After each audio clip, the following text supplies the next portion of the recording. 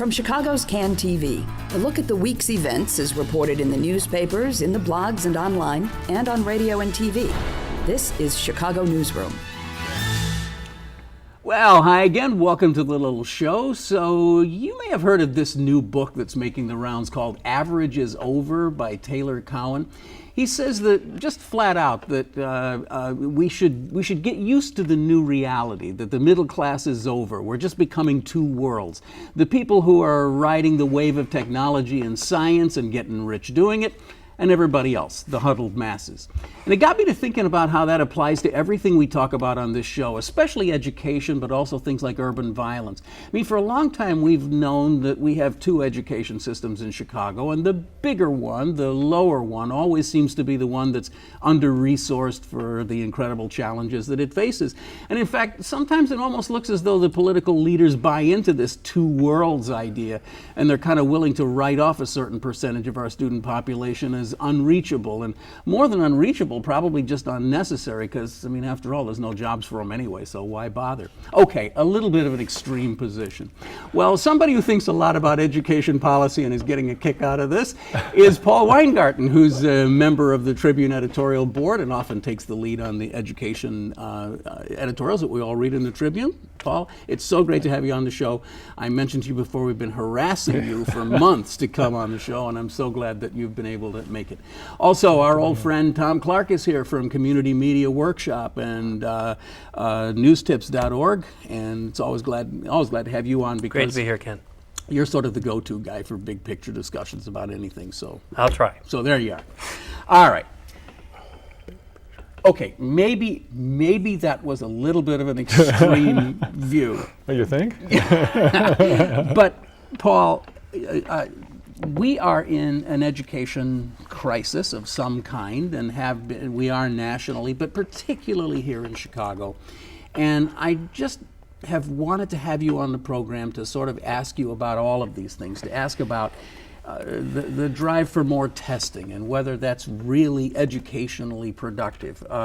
Isn't it true, according to many studies, that America's public schools actually are improving if you look at them over a 50-year or 70-year time frame? And so are we really in so much of a crisis as we think we are?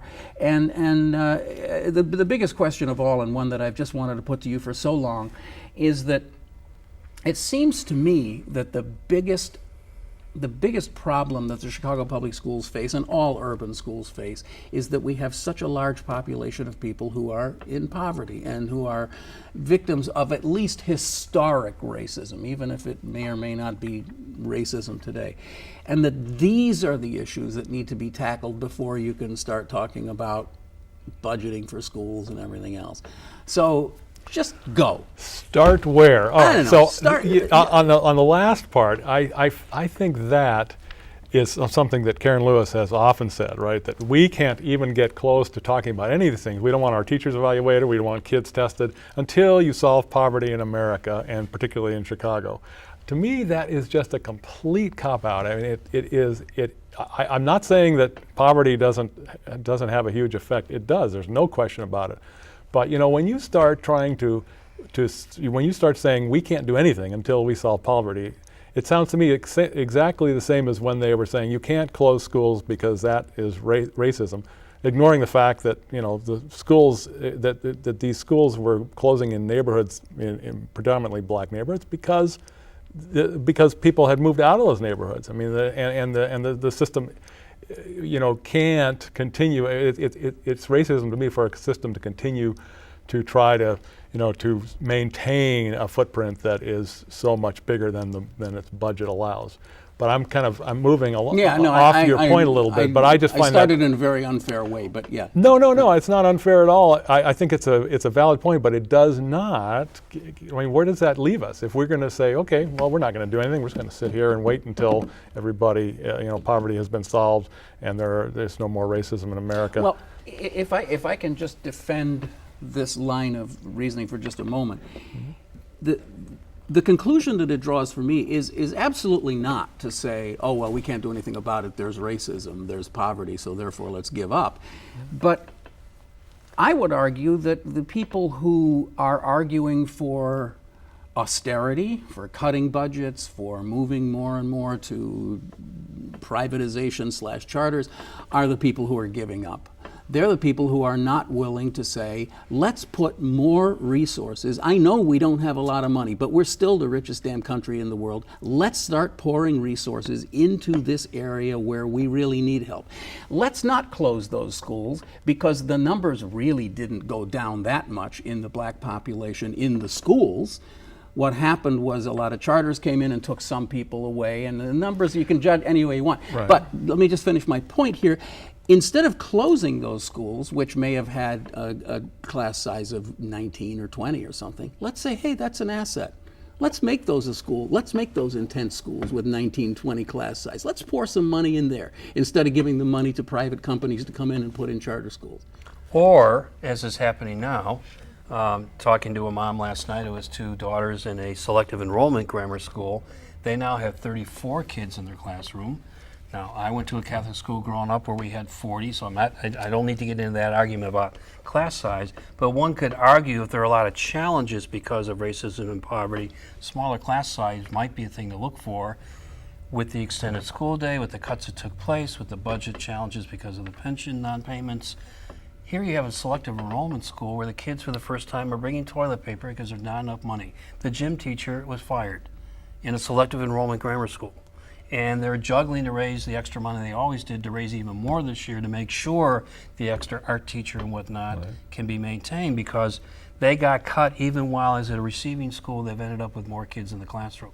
There's something a little off here, where even your best schools have ended up taking it on the chin as well. Yeah, no, I'll tell you what's off. $1 billion budget gap is what's off. I mean, you've seen this kind of mismanagement and just pushing the pension stuff down the road. I mean, in 2001 or 2002, we had a fully funded teacher pension system. Yes. Fully Yes, funded. we were. In a matter of a decade, we've gone to complete disaster, partly because, Ron Huberman and folks back in 2010 convinced the legislature. I want to go back to the middle of 2000s when Paul Vallis, and even before, the former mayor's former budget chief, he's the one that actually Right. pushed that can down the road. 96, 97. Excuse me, mid-90s, that's right. And the state started withdrawing some of its support. Right. Of course, that was also a all time when money. there was an effort to really try to promote local school councils to try to get better Right. community engagement. Most importantly, I always thought parent engagement. And Yeah, I agree. the stories of that time were the 4 or 5 schools where there were conflicts. We never heard about the 60% of schools where research showed there was fairly dramatic improvement Right. in performance because of that engagement with parents and community leaders and teachers, recruiting, hiring principals and 3-year contracts, and where there's some conflicts in a democracy, stuff gets messy sometimes, but by and large, the real story we should have gotten out of the 90s experiment with local school councils is that, this is something that was working with engagement and getting folks engaged.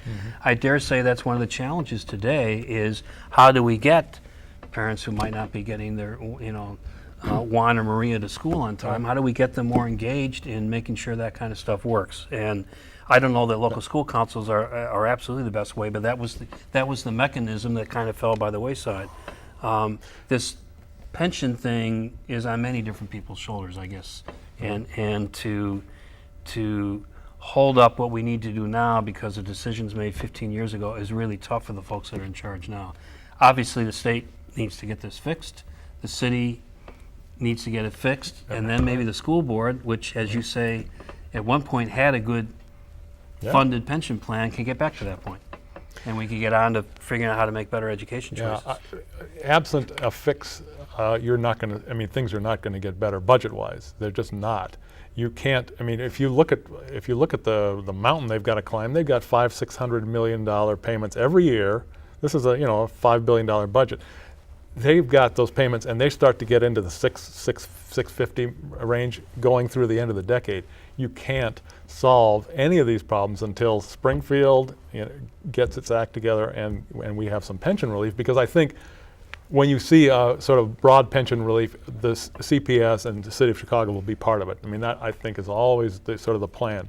Once the legislature can figure out how to do it, everybody else gets kind of grandfathered in, and then we'll see how that will will play out, and it will at least start to fix what the problems are. But how do you deal with this issue that until politicians, particularly Chicago politicians, got in there and said that they didn't want, let's point out that for decades there was a tax that was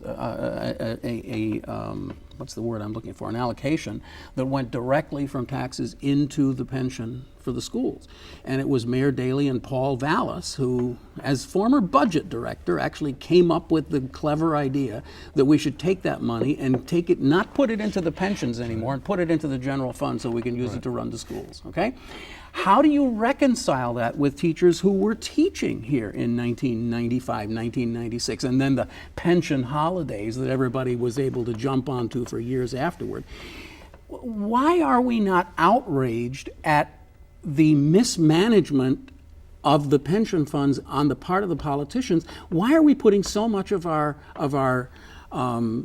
anger toward the teachers, these fat teachers who just have such great pensions, when, according to the CTU, I think the average annual benefit last year was $41,500. You know, it's not that much. Well, I'm not sure where your outrage is directed, but ours has never been at the teachers and the fact that they think that they paid into a pension system and deserve to get their pension out. I don't think anybody would argue with that. It's just that reality is those politicians failed.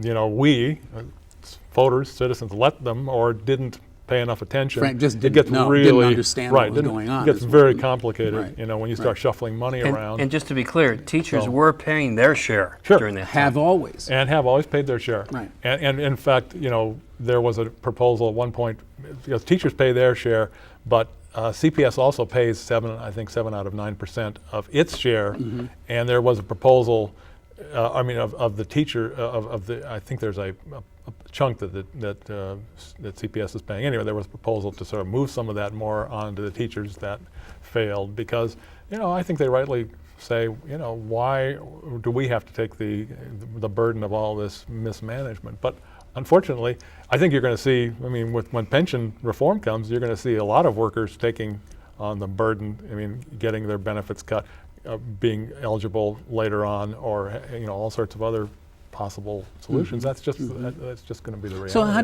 do you deal with the notion that the teachers and the unions say, but these are contractual obligations. You made me a promise. You, state of Illinois, you residents of Illinois, made me a promise. And so because you made me that promise, I never paid anything into Social Security. I'm not going to get Social Security. This is your problem. This is not my problem. That's why you're seeing gridlock in Springfield. I'm not sure there is a way. I don't know about the legality of how they're going to do this. I mean, going forward, you can do it. Going backward, I don't know. And so that's what the whole argument is about. And it's not, we talk a lot about teachers. It's not just teachers. The new one on the horizon, which is not new, it's been like a slow-moving freight train coming at us for years. Now we're facing fire and police pensions the same way, right? Sure. So explode this up to another level. The state has been facing a structural budget deficit for some time. Right. And with our flat rate income tax, even the temporary increase we got a few years ago not only didn't let us catch up with our bills very much, which was the excuse for doing it, but it really didn't allow us to get even, much less ahead. We need to reform how we produce revenue to pay for basic services. The flat tax isn't doing it, and the limits on how we charge for sales tax, which I don't like expanding, but I understand the case for how this is one of the few states where services are not subjected to a sales tax. There's a very uneven burden with our non-progressive system that's just not producing enough revenue. And despite all the complaints about business climate and other things like that, we're not that heavily a taxing state, except what taxes we do are very annoying because it's almost 10% on anything we buy, because it is this flat rate that doesn't make much distinction between what one's relative asset base or real income was from year to year. And so now we have a lot of companies, quite frankly, even as they complain about our tax environment, avoid paying. And now we have to tax you if you speed. We'll tax you $100 Yeah. for, So we for do these driving annoyance 28 things miles an hour in a school that zone. end up, I think, pushing the public away from engagement with trying to make government work better because they're getting a $100 ticket for Yeah, going 28 miles in a school zone. Right, right. And boy, are we going to see those stories. Yeah. Oh no, that's Yeah. coming. Yeah, your editorial board will have to deal with that when the august Tribune's readers start coming after you with Yeah. torches. but we've talked about that one before. But it does, Paul, raise this incredibly complicated question about, you know, what sometimes gets thrown into this bucket of description of austerity. You know, that we don't have money, we are poor, we're broke, there's no money, we're overtaxed, and blah blah blah. And at some point, you have to say, well, okay, then. Are the same people who love to stand around and rail about how overtaxed we are and how overburdened and how there is no money, are those the same people who are willing to stand up and say, okay, well then, you know what, we won't repave the Kennedy Expressway, we won't rebuild the red line to 95th Street. All the things that we need and that we want done, we maybe just can't do them anymore. So we'll just let everything just go to rack and ruin because, well, let's face it, we've given up. We're just a country that can't afford to do things anymore. I don't get that attitude. I'm not sure. I'm not sure. Is that a question? I'm not sure what. I'm not See, sure was that whose a attitude- question? whose No, I guess attitude it are we wasn't a talking question. about No, that was exactly? just a rant. Yeah. It was a rant, to which you're welcome to respond if you'd like. Well, I think he's speaking to the folks who want to make sure the government stays out of their Medicare. Yeah, that's right. yeah, They just I don't want to. the They government want to stay out make of my sure Medicare. Right. that the death panels don't take over. You know, this basic benefit that I earned. Yeah. Okay, Government stay away. Let me see if I can rephrase this as a reasonable question. Have we gone too far with this austerity notion that we as a country can no longer afford to do things? No, I don't think. I'm not sure that we're talking about austerity as much as, at least for us, and when we talk about raising taxes and all that. I mean, we're on the Tribune editorial board. We come from a natural point of being, not usually receptive to that idea. You are tampering with the primal forces. That's right. But I mean, part of the problem is, who are we sending our tax money to? Mm-hmm. What people are going to decide, which politicians are now going to decide how they're going to spend / waste / give contracts to their friends. Right. And that's the main problem here. I mean, once you start talking about raising tax, I don't think, if people knew that their increased tax would be funneled to the schools they want to do something, I think people would be a lot happier about maybe paying a little bit more or reshuffling the deck a little bit. But I just don't see how you can have any confidence in sending your money to Springfield that they're going to spend it wisely. I'm pretty sure it's the opposite. The picture of the copper doors comes to mind. and I heartily concede that it's difficult to make this argument sometimes, but it still occurs to me that, well, maybe this is just the real fundamental difference here. If I knew there was a little bit of slop like that, I would be appalled by it, but more willing to abide by it if I knew that at least some more of our kids are getting educated than they are now, or getting educated in a better way than they are now, or that vital services that we all rely on, we don't have to be constantly worried about whether we're going to be able to fix that bridge or whatever it is. It bugs me. Maybe the copper doors will lead to people having a fresh idea about how to fix the pension thing. Former Governor Thompson thinks the doors are great. I'm not sure where he's coming from on that, but I know he's always liked architectural gems and is in a wonderful mansion on the north side, so maybe that's where that's coming from. But talk about bad timing. I will always remember being at the press event when he opened the now Thompson Center. Yes. And I'm pretty sure it was Bob Crawford at that time of WBBM who asked him, "Where are the lobster tanks? Are they down in the basement somewhere?" So yeah. All right. Well, have we fixed the schools? We've spent 19 minutes on it. Yes, we have. Yeah, No, okay. no. You know, the funny thing is that Chicagoans aren't, when they talk about being taxed for the schools and all that, but people in the suburbs tend to pay higher taxes for their, pay more for the schools. And Chicago schools, when you look at what per pupil funding you're seeing, 14,000 a kid, something like that, are not terribly, underfunded. There's a lot of ways to play with those numbers, Right. but I'm not so sure that the key is to just surge a lot Throw of money at it. I'm just not sure I about understand that. that I am on the side of throwing money at the problem, which I think we've all agreed for 30 years is never the solution to anything.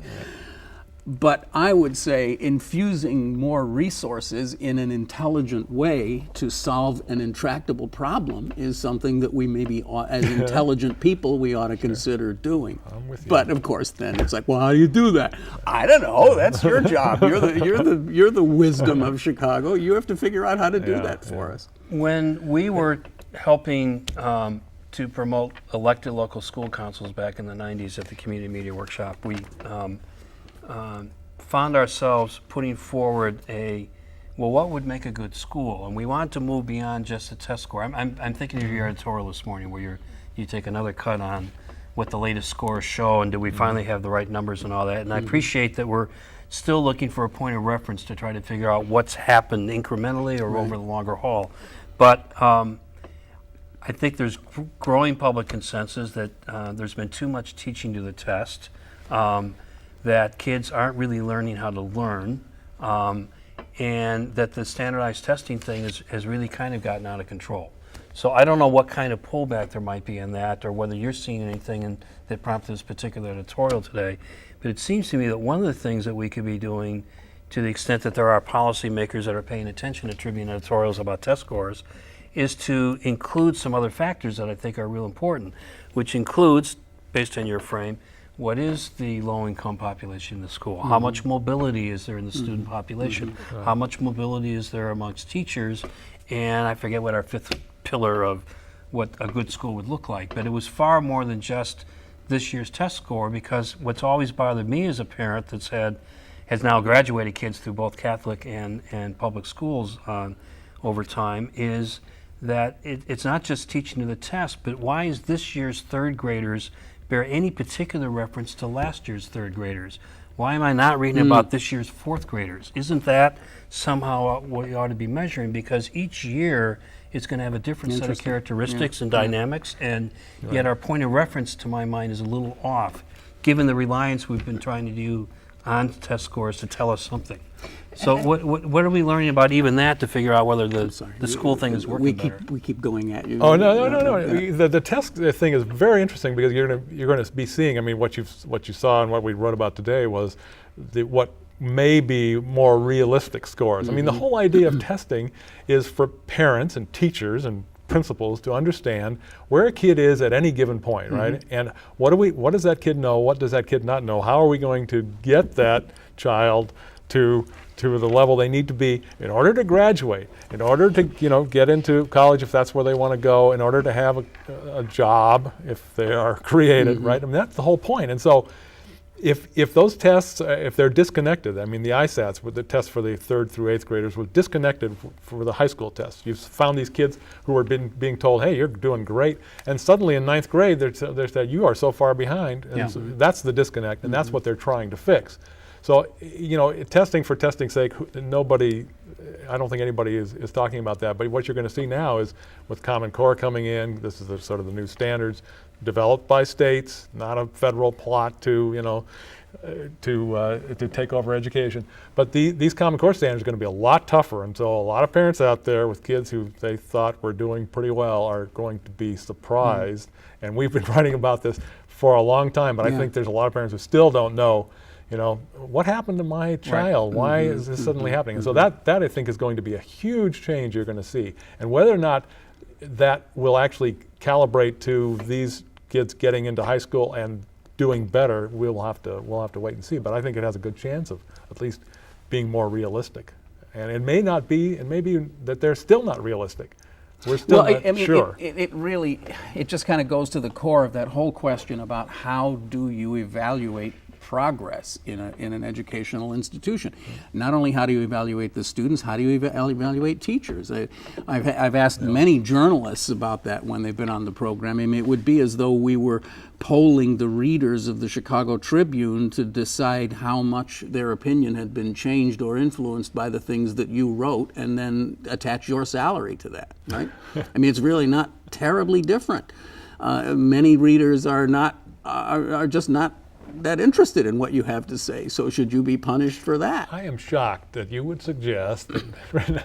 No, I think that it's not a matter of when you're talking about so-called value added, Right. and that is a piece of these new teacher evaluations. Right. That you have to. There's some way to judge teachers by how much or how well their students do in terms of growth. I mean, from year over year, and there's a ton of statistical questions about how accurate those are, and there are problems with when you start looking at different cohorts of children, and to your point about mobility and parents and all that.